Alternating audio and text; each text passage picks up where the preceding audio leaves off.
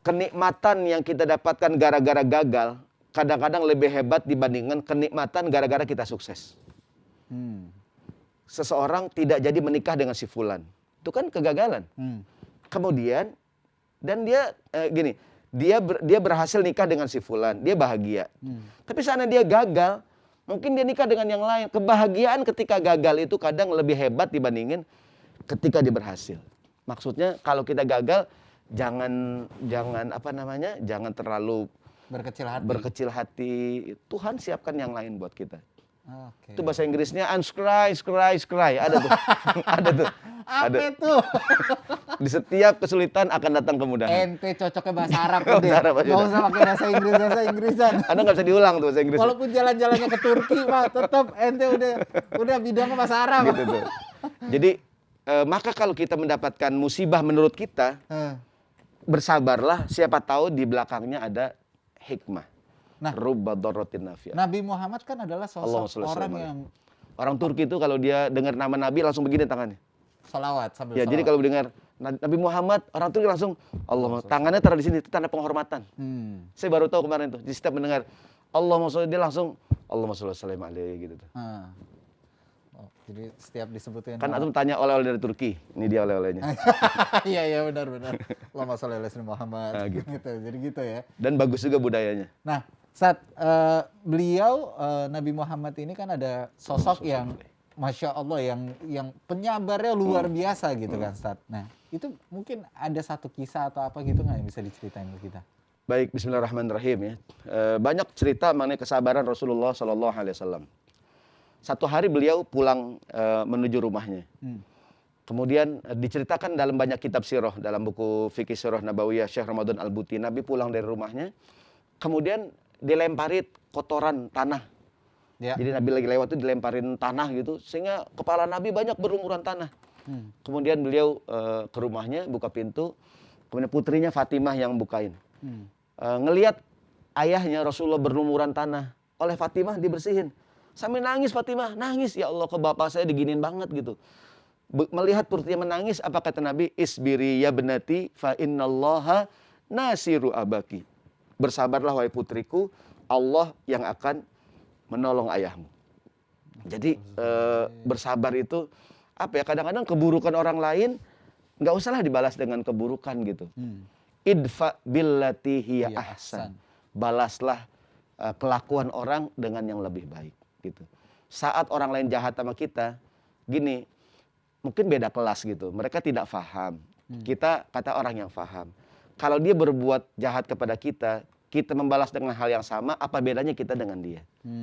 Kalau kita merasa mohon maaf lebih baik, lebih paham, ya udah, buat apa membalas keburukan dengan keburukan? Kun kasyajar tarmi bil hajar tu'ti katsamar.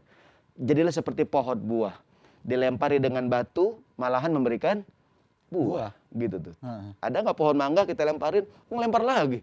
Ada orang katanya, ada yang punya. Gitu tuh. Jadi kun kasyajar tarmi bil hajar tu'ti katsamar. Jadilah seperti pohon buah, dia dilempari batu tapi memberikan buah. Nah, Anda itu paling demen sebenarnya ngedengerin cerita-cerita masalah cerita zaman dulu, Nabi dan segala macam. Ada yang lain, selain istri ada yang didemenin yang lain. Bukan istri doang.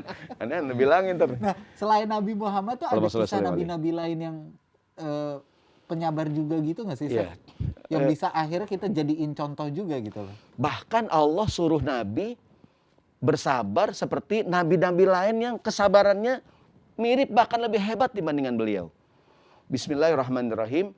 Fasbir kama sobaro ulul azmi minar rusul. Wahai Muhammad, bersabarlah engkau sebagaimana sabarnya nabi-nabi ulul azmi. Kalimat azmun artinya tekad, azam. Jadi bersabar seperti nabi-nabi ulul azmi yang memiliki tekad yang sangat kuat. Nabi Nuh alaihissalam, Nabi Ibrahim alaihissalam, Nabi Musa alaihissalam, Nabi Isa alaihissalam. Yang kelima Nabi Muhammad sallallahu alaihi wasallam. 5 orang ulul azmi. Nabi Nuh tuh kesabarannya luar biasa.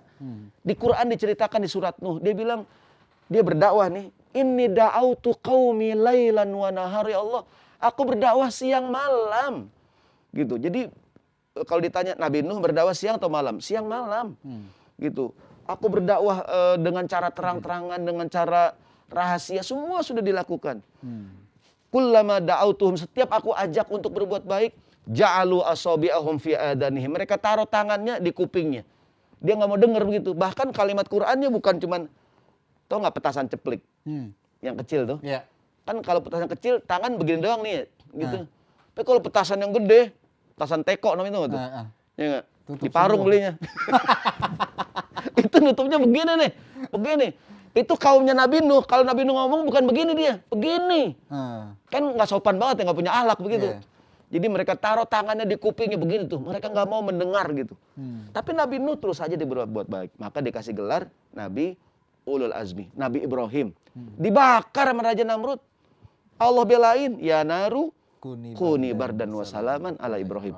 Nabi Musa alaihissalam dikejar-kejar, nyeberangin Laut Merah, ditolong Allah, itu lautan terbelah. Wahai Musa, idrib bi asokal bahro, dengan tongkatmu pukul tuh lautan terbelah gitu. Ya kan? Nabi Nuh, Nabi Musa, Nabi Ibrahim, Nabi Isa alaihissalam. Ya enggak? Ingin dibunuh Nabi Isa. Ya kan, sampai kemudian diselamatkan oleh Allah Subhanahu wa taala. Nabi kita Muhammad sallallahu alaihi wasallam. Ya kan? Juga luar biasa kesabarannya itu. Maka siapakah yang sukses? Siapakah yang berhasil? Siapa yang bertahan? Yang bertahan orang yang sabar. Gitu. Jadi semua orang bisa memulai, tapi tidak semua orang bisa bertahan. Betul. Siapa yang bertahan?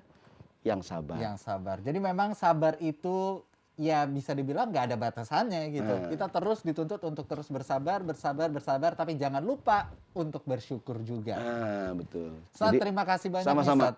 Allahumma ja'alna minas sabirin wa ja'alna minas syakirin. Jadikan kami ya Allah orang-orang yang sabar, jadikan kami ya Allah orang-orang yang bersyukur. Amin. Amin ya rabbal alamin. Terima kasih banyak Ustadz Syahroni Mardani udah mau datang lagi ke podcast Insight kali ini ya, di edisi Ramadan kita kali ini juga. Terima kasih juga buat teman-teman Insight yang sudah pada menonton. Insya Allah apa yang disampaikan sama Ustadz Syahroni Mardani ini kita bisa mendapatkan ilmunya, kita bisa mendapatkan keberkahannya dan juga bisa mendapatkan hikmahnya.